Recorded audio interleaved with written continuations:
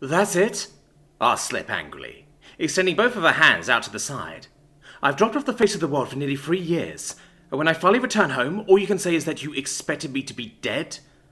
Well, I mean you... He got out before Slip cut him off. No, by the goddess, my only daughter finally came home.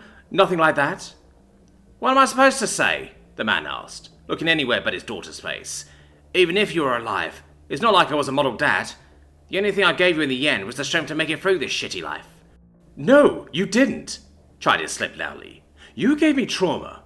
When your daughter comes home crying because the cute boy at school called her small tits, you're supposed to offer a shoulder to cry on, not a bottle of red grain and a pin-up mag.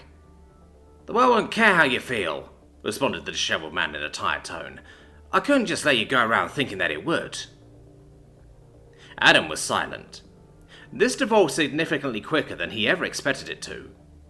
He knew Slip's father was an abysmal parent, but he had held some small figment of hope that he was different than Slip had described, or at least taken the years apart to reflect on his shitty parenting techniques. Her father stood about 5'10", was slimly built, and had the same shade of near-pink skin that Slip had. He was dressed in a hoodie and skin-tight pants, the stains of activities Adam really didn't want to know the details of, speckled across the grey-black fabric. His beady eyes poked out from under an unruly mop of dark hair, his golden irises settling on Adam and seeming to appraise the man. Oh, I know what's going on, said the man in an acidic tone. Let me guess. You fell for the first stiffy that paid you any attention, and took him home to meet your dad just to prove how terrible he is. Actually, replied Adam, in an equally caustic tone as he noticed Slip's slack jaw and hurt expression, she came here to try and reconcile, maybe start fixing what you fucked up. Guess that's not gonna happen. Oh, said the man in a sassy tone, crossing his arms across his chest. Why the fuck are you here then?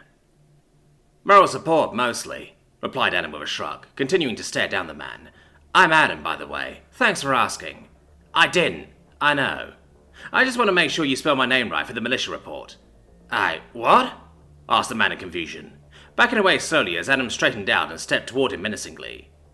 You know, Adam said calmly, I really wanted all the shit that Slip, Riley told me about you to just be teenage angst, or at least that you'd be somewhat apologetic. Guess that's what I get for having hope. Adam, said Slip, softly from his right, placing a hand softly on his shoulder. Don't. Replied Adam, stepping back from where he towered over Slip's father. Fine, but he ain't getting shit from my will. Why would I give a shit about your will? Adam hated people that flexed their wealth, be it businessmen, congressmen, or otherwise. For this scum-sucking piece of Shilvanti waste, he could make an exception, however. Because, he said, wrapping an arm around Slip's shoulder and leading her away, your daughter is engaged to a multimillionaire. He turned away as he walked with Slip under his arm, grimacing. He'd gone about that in a ham-fisted way if there ever was one, but he hoped he'd gotten his point across. Maybe someday the decrepit man who just happened to spawn Slip into the world would get it through his thick skull that he was supposed to raise his daughter, not just throw her to the wolves. But that day was obviously not today. You okay? He asked Slip softly, as they walked down the steps of the apartment building. Not really, she replied. Want to talk about it? No. Yes. I don't know, she responded helpfully before sighing deeply. I just hope that he would have, She trailed off. Changed, at least a little? Asked Adam, hoping he understood at least a little of how she was feeling. Yeah, I guess. She wrapped her left arm around his waist. I think we have this backward. Aren't I supposed to be your legionnaire in brazen armor?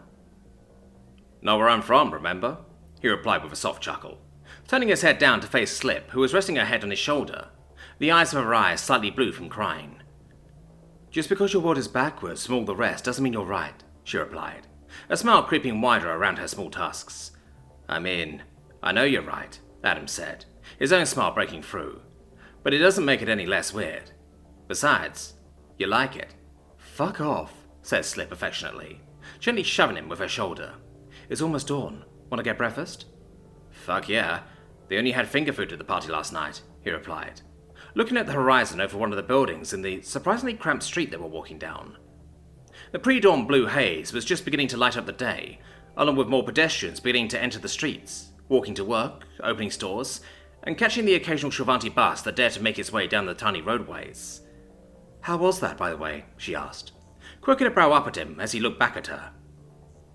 "Got to meet the Empress, nearly killed a princess, and watched Classy get drank under the table by her aunt."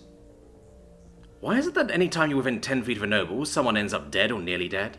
Slip asked, shaking her head softly. "I don't do it intentionally," Adam laughed, holding up his hands. "It just kinda happens. They start shit with me." "And then you fight back?" "So? They shouldn't start shit they can't win." "Adam, babe, they're nobles. They've had everything handed to them all their lives. You're not going to change that," Slip said dismissively, rolling her eyes and shaking her head. "Yeah, that's fair, I guess," he said, rocking his head back and forth contemplatively. "But I'm a red-blooded American. We literally popped into existence because we kicked a bunch of nobles the fuck out of our country. Way I see it, I'm the first human allowed into the shield military, so I gotta make my mark in the world." "Sounds like it's intentional then." "Nah. At least, I don't try to insert myself into these situations. They just kinda happen." "Sure they do," she said, gently patting his chest.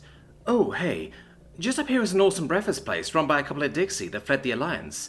If you want seafood, this is the place." "Seafood? For breakfast?" asked Adam confusedly. Seafood was decidedly not on his list of usual breakfast foods, but he was willing to give it a shot. He had no idea what species in a Dixie was either, but put two and two together in assuming that they were aquatic, or at least semi-aquatic. He knew some places in Northern Europe had things like smoked salmon on toast for breakfast, and was hoping for something similar as his stomach, unaware of the fact that seafood should not be breakfast, rumbled excitedly. Slip chuckled, grabbed his hand, and dragged him along the street, deftly avoiding the passers-by as she giggled and weaved through the crowds that had begun to form around bus stations, on the sidewalks, and in front of dwellings and shops. They got their fair share of odd looks and glances, but thankfully this time it seemed mostly focused around their armor and paced with the crowd, instead of the leering gazes that Adam was used to. Soon enough, they stood before a small shop entrance, the name Deep's Bounty plastered above a logo of a fish, an eel and a crab. Slip bounced excitedly and shot him a heart-melting grin. "It's still here," she scored happily, dragging him to the door and practically flinging it open, the jingle of bells sounding above them as she strode into the room full of small tables and booths. "I'm sorry, we're not open yet," called a male voice from the back. "Are you sure about that, Genshia?" queried Slip, looking back to Adam with an ear-splitting grin as she beckoned him to the bar. The voice paused for several seconds, the sounds of dishware clattering into a sink echoing loudly from the back. "Riley?" the same voice called. Rapid footfalls approaching from a hallway behind some cafe doors. "Is that you?" "Come here and find out," she responded happily, before the same cafe door swung open, and Adam nearly shat himself instinctively. Before him stood a 6-foot-tall humanoid shark. It took nearly all his self-control not to instantly jump back and draw his sidearm. Once he got past the initial instinctive fear reaction of seeing a bipedal shark, he saw the warm and loving expression on the man's face, his dark, foil-like eyes tearing up as he met Slip's gaze immediately. The soft laugh lines that formed at the edges of his eyes and mouth crinkled softly as he broke into a massive smile, only offset by the rows of razor-sharp teeth behind dark grey lips. Genshinya's, or so he guessed, dreadlocks practically glided parallel to the ground as he sprinted forward into Slip's open arms, staring her in a massive hug, laughing loudly. "By the depths, girl, where have you been these years?" the man asked, as he broke his bear hug around Slip, aggressively patting and rubbing her shoulders. "And this armor, goodness, look at you, a marine of high standing, I see." "Commando, actually," she corrected softly with a chuckle. "It's great to see you again." "Oh, you two, hang on, let me get a Miaira," he said, fumbling in the short trousers leg pocket and pulling out an omnipad, and aggressively tapping buttons for a few seconds before stowing it again. "It's all right, Anya," laughed Slip. "I know Amy works the late shift. She's probably still sleeping." "Bah," spat the man humorously, waving his hand across his chest. "She'd never forgive me if I let her sleep through your homecoming." "I'm sure she'll be fine. I'm stationed here for a bit anyway. You know how grouchy she gets when she hasn't slept." Adam smiled to himself, now having read the room. Her father isn't her family, he thought, as he watched the two have their effervescent conversation. This is her family, adoptive or not. At that moment, Slip seemed to come to a realization, and stopped her conversation mid-sentence. "Oh," she said, face-palming for a split second. "Meet Adam, my, Husband-to-be? She finished the last part as a question, bouncing over to him and pulling him bodily by the arm after looking him in the eye longingly. He smiled deeply back at the diminutive for a Shavanti woman and nodded at her question. Adam? Said the man, squinting for a second as he pulled a pair of thick-framed spectacles from his right pocket. Oh, hello, I didn't see you there. Hey, how are you? Adam replied with a wave of his hand, as Slip dragged him into position. I'm lovely, replied the man, now staring at his armor. Are you a commando as well? Yeah, he replied as he smiled, setting his helmet down on the bar. Fresh out of selection. This is a lovely restaurant, by the way. He was doing his absolute damnedest to put on a meeting the parents persona for the man. Oh, thank you, Enya replied, gesturing for the pair to grab a seat at the bar as he walked past them to lock the door. It was my wife's idea, actually. She grew up in a fisher family and knows damn near every possible recipe for seafood. When we came here, I thought about going back into molecular biology, but Amy was absolutely set on opening a restaurant. As Adam was about to respond, stomping could be heard from behind the cafe doors. Turning to look at the newfangled sound, Adam had a second moment of panic, as a much larger, much curvier version of Enya walked through them, rubbing her eyes blearily. Enya, the woman mumbled groggily. It's 5:30. What could possibly have gone wrong? She cut off abruptly as she stared for several seconds unblinkingly at the pair seated at the bar, Slip's grin widening as she made eye contact with the large shark woman, who chuckled and opened her arms, beckoning Slip over. Slip jumped up from her seat and sprinted into the larger woman's arms, who stood nearly 8 feet in height, pulling Slip's head into her ample chest as she held her tightly, the muscles beneath her thick-sized arms rippling under the stretched skin. Yup, thought Adam, as he nodded and smiled to himself. This is her real family. So, Adam, how did you two meet? Asked Enya, who was stood up in the bar stool next to him without him noticing. Well, he replied, trying to think of a way to describe the events without throwing out anything classified. Her pa pulled me off a mountainside during a firefight. Been with them ever since. Well, that must be one hell of a story to tell, the man replied. I'm guessing I'm getting the Scrolls Notes version of it? Yeah, Adam admitted with a sigh, looking to Slip, still in the large woman's bear hug, or shark hug, as it were, and smiling. Still not sure what's classified or not. Ah, I know how it is.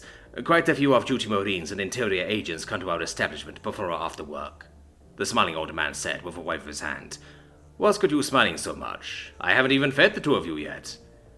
Well, said Adam, in a tone just loud enough for the two of them to hear, we just left her dad's place. It, didn't go well.